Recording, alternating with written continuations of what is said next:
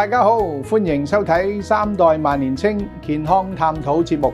喺每一集裏邊，我哋會邀請唔同嘅專家，圍繞住老人家同埋照顧者遇到嘅健康問題，目的係要做到三代同堂，居家安老，愛錫自己，先至識得照顧家人。好啦，我哋馬上開始啦。Hello， 大家好，又係我哋萬年青嘅三代萬年青健康探討嘅節目啦。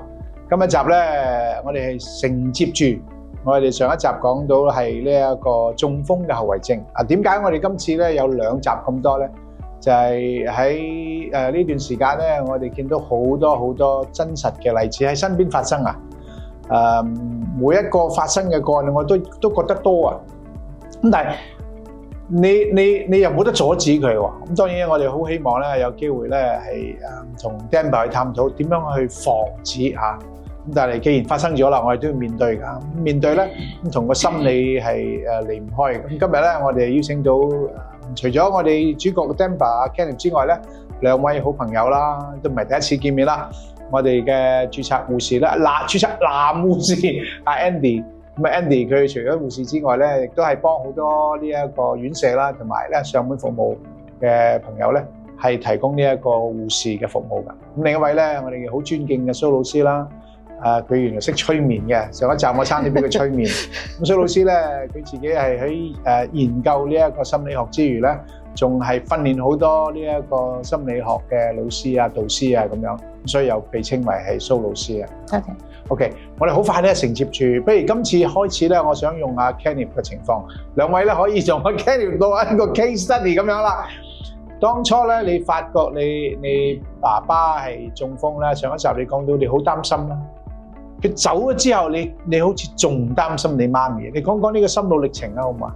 係啊，佢走之後就好突然嘅，第二次中風，即係爸爸第二次中風好突然。係啦，好恐怖嘅，幾日之間就走咗成日。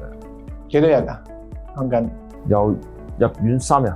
哦，即係完全冇機會準備嘅心理。冇，我媽未打電話，突然間打俾我話佢有中，一去到已經係得返一隻手喐到咯，全身喐唔到，攤喺地下，跟住call白車去送去醫院啦。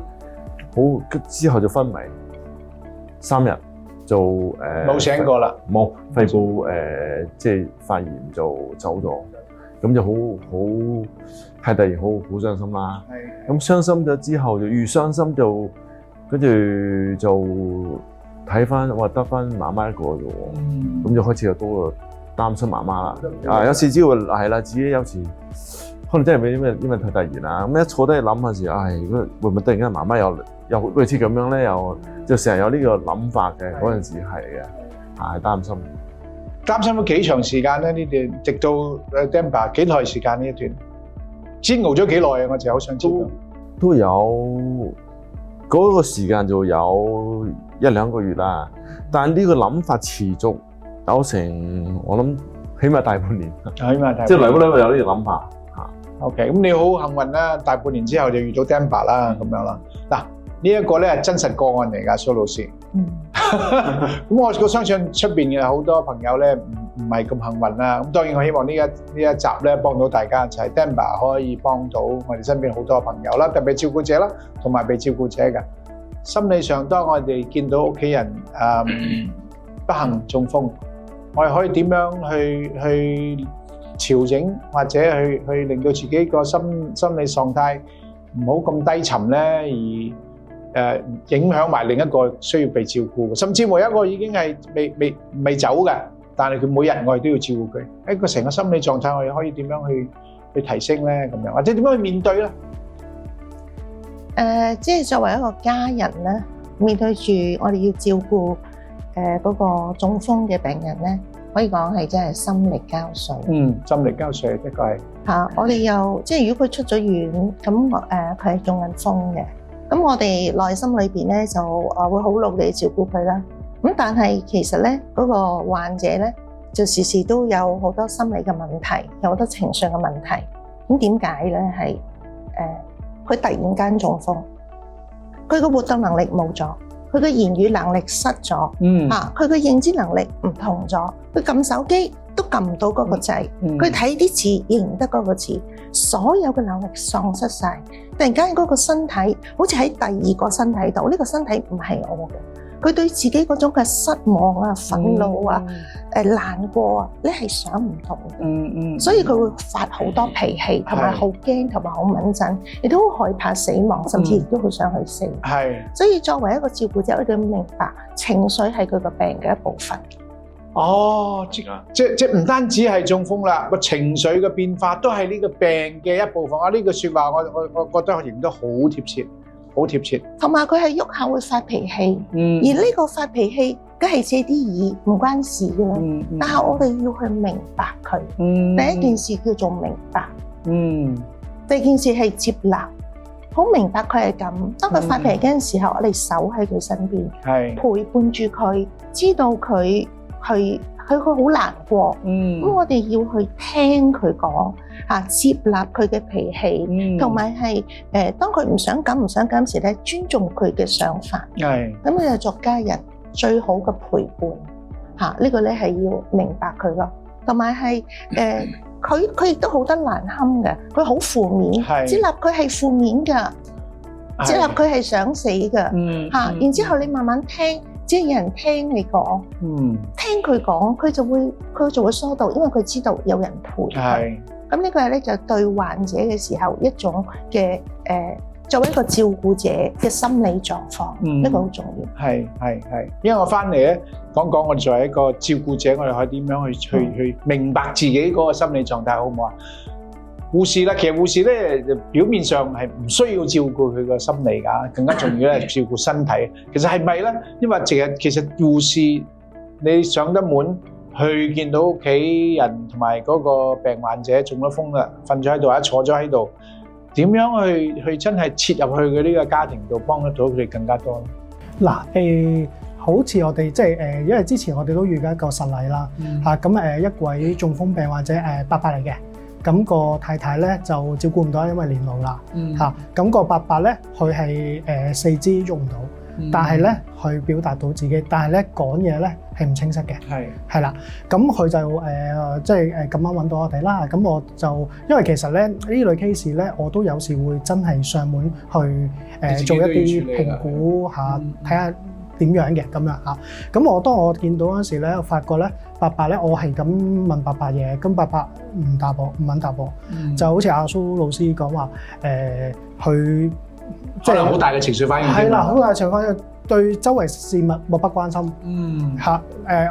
其實我係出於一個想關心佢，咁但係咧係話，我都係咁噶啦，我都係你使乜關心我啫？即係佢會咁樣諗，佢會放棄咗自己。係啦，咁所以咧，我哋就同佢太太講啦，想做一個有效嘅護理計劃，係啦，咁睇下點樣，希望伯伯了解到，知道我哋係幫佢先，我係幫緊你，並唔係嫌棄你嚇。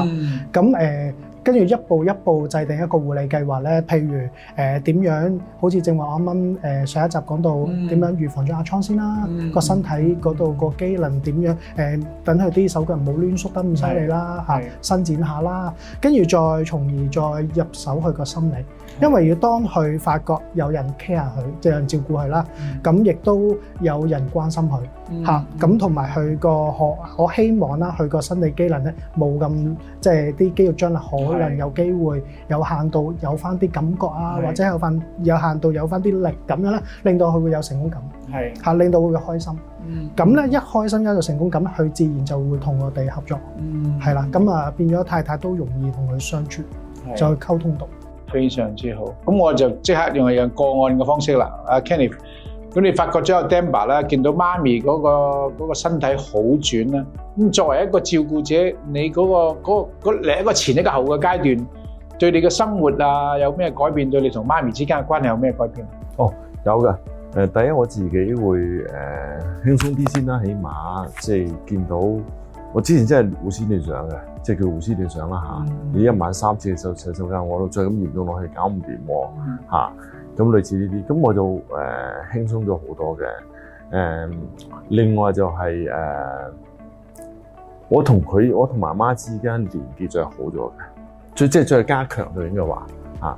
因為佢會覺得，可能有帶你佢係曾經講過㗎，啊，不枉我養大你咁，真嘅。你冇放棄我，係啦，老人院。係啦，甚至乎帶佢去日本做其他治療啦等等咁，佢喺呢個過程係同佢嗰個越嚟越更加緊密咗嗰種親情係啦，親情係啦，好感情嗰啲係啦，佢都唔同噶，佢譬如有啲肢體語言，以前我唔會拖住媽媽行街啊嘛，咁佢都唔會拖住我啊嘛。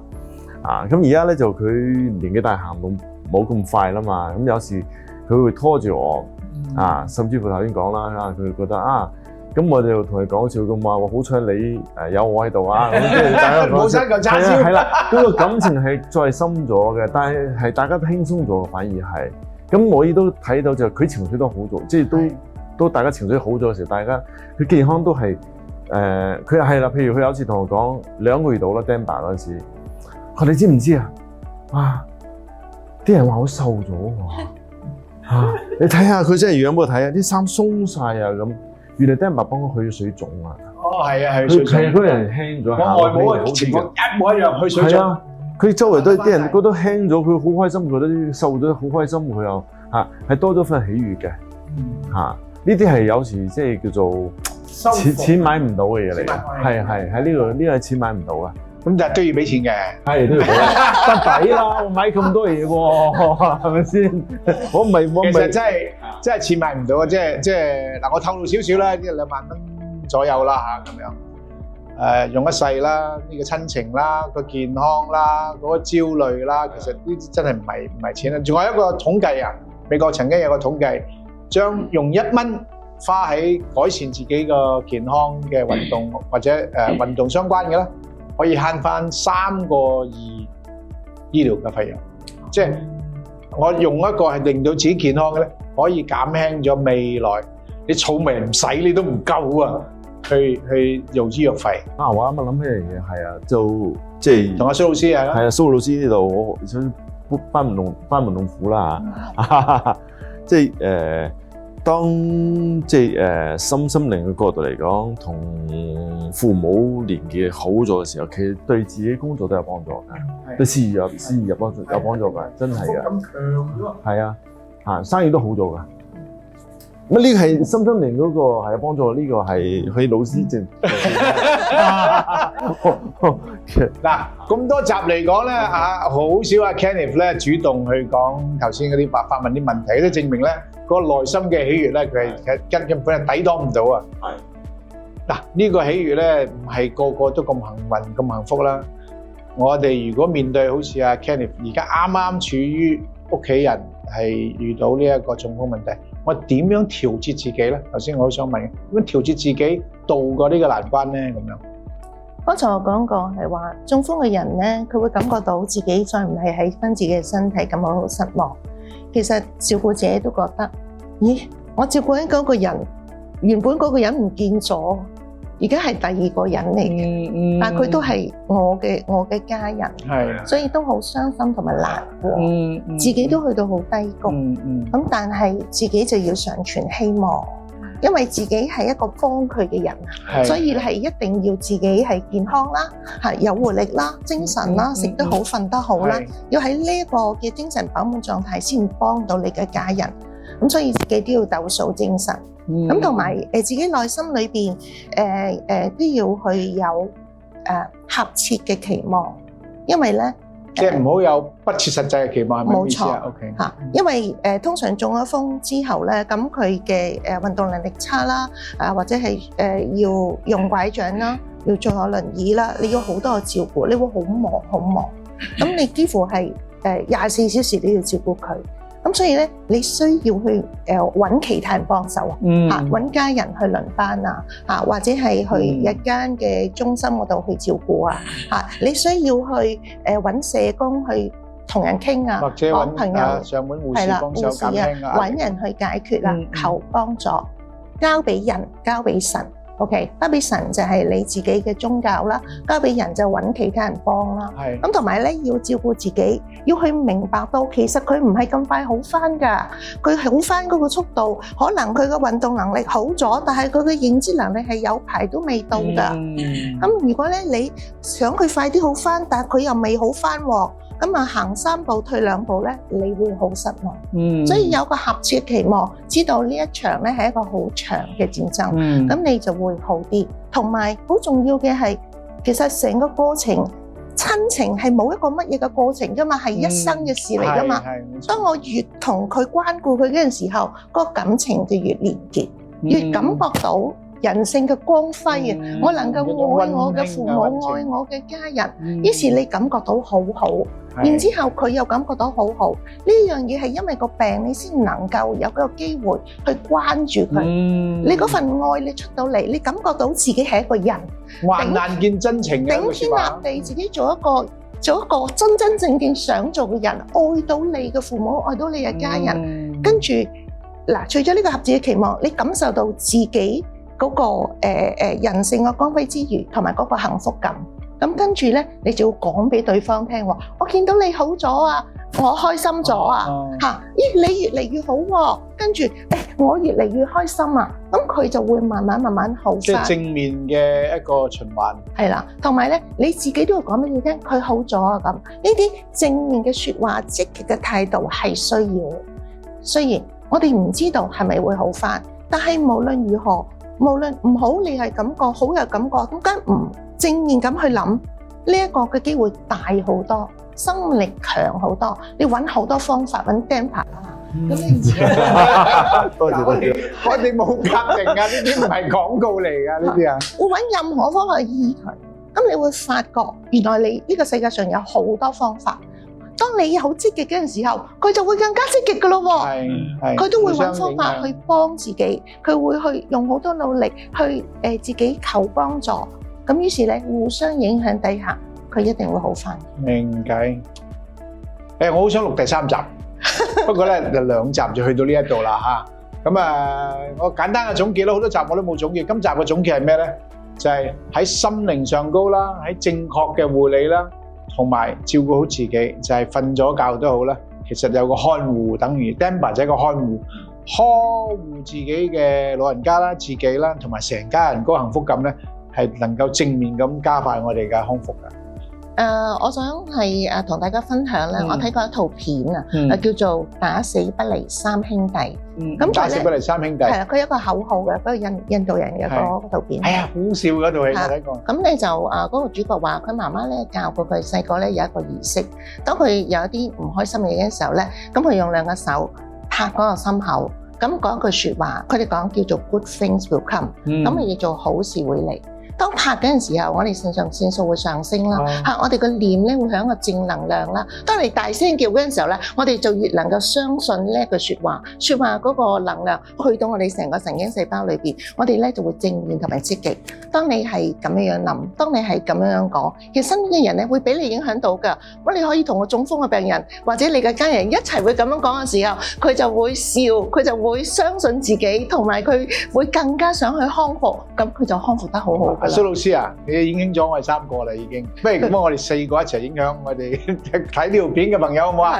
嗱，我數1、2、3咧就同睇我哋片嘅朋友講，好似會嚟3次好唔好啊？好 ，OK，但係唔好抌心啊，抌得咁痛啊嚇！我哋要大力啲打㗎，咁先至能夠真係大力打㗎嚇！好，預備1、2、3，好事會嚟，好事會嚟，好事會嚟，好事會嚟，耶！好特別嘅結束啊！今次嘅呢一集嘅節目，好，下一次再見。好感謝咧 Demba 對我哋3代萬年青節目嘅支持。大家對 Demba 感興趣嘅，可以打以下呢一個熱線。同一時間要關心我哋萬年青嘅節目，可以去我哋嘅 Facebook， 又或者咧關注我哋嘅熱線電話4414743144147431。拜拜。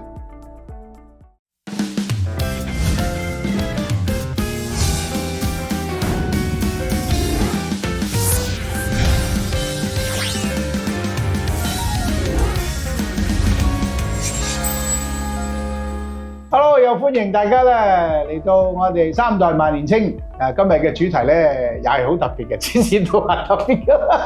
我哋就係講口腔嘅健康。口腔健康其實香港人咧唔會用口腔健康嘅，就話牙醫牙齒健康，好嘛？我哋試下咁。點解我話口腔健康咧？其實個牙齒咧唔係淨係即係成個口嘅一部分嚟嘅，其實好多問題都可以出現嘅。特別係咧啲年紀大咗啲啦，又或者小朋友啦，換牙嘅時間咧都好值得我哋去探討。咁當然我哋出發點咧就係幫一啲家長同埋一啲咧我哋嘅銀髮族嘅長者咧，了解更加多自己點樣令到牙嘅病少啲，能夠保持健康啲，同埋咧新嘅話題啊靚啲。我哋圍繞住3個話題咧，邀請我哋今日咧3位朋友同我哋分享。咁先介紹第一位咧，就係我之前咧大概都成2個月之前咧，就特登去到佢哋咧醫院度去探望嘅。佢係我哋叫張院長，佢同佢個弟弟咧兩個咧喺深圳創辦咗一間叫鵬程口腔醫院啊。非常之繁忙，而且係好大間嘅醫院。我哋喺某個電台咧，直講都唔怕啦。我哋喺財經台咧曾經訪問佢哋。財經台我哋阿程台長咧親身咧都去過醫院咧嚟去接受呢個服務嘅。佢讚不絕口。有機會咧，我哋大家重溫嗰集。咁我好難得係啦，整個張院長啦。